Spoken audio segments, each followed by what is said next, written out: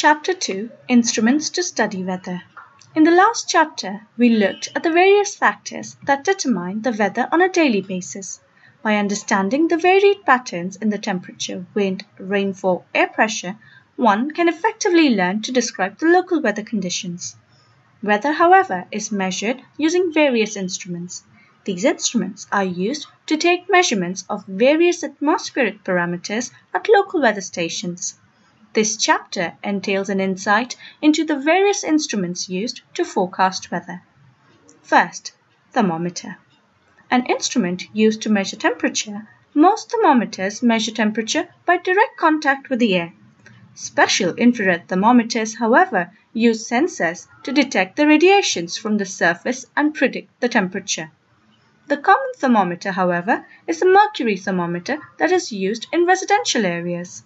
The level of mercury expands as it heats up, indicating the rise in temperature, and the mercury contracts when it cools down, representing the drop in temperature in the atmosphere.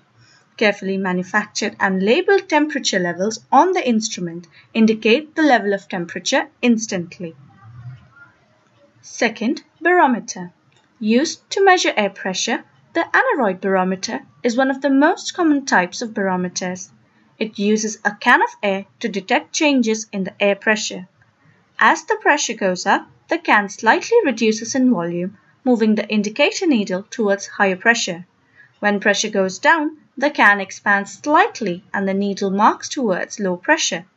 Such and special types of barometers report electronic signals to the computer that plots the pressure onto the computer monitor. Third, hygrometer. This instrument is used to measure relative humidity in the air. Humidity is the amount of moisture content in the air. There are many types of hygrometers. One of the most common types contain animal fiber, usually human hair, that stretches when the relative humidity increases and contracts when it decreases.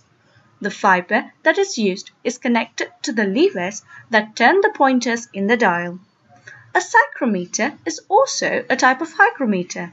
It uses two thermometers to measure relative humidity, the dry bulb thermometer and the other wet bulb thermometer. The latter contains water in the base that evaporates and absorbs heat, which in turn decreases the temperature reading. The difference in the temperature reading of the thermometer determines relative humidity.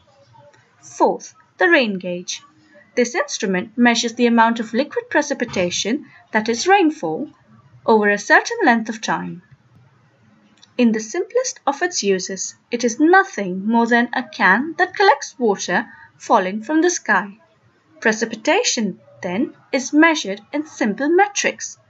Placed in an open area to minimize errors and obstructions, there are limitations, however, to this measure of rain, and careful attention must be paid when studying rainfall.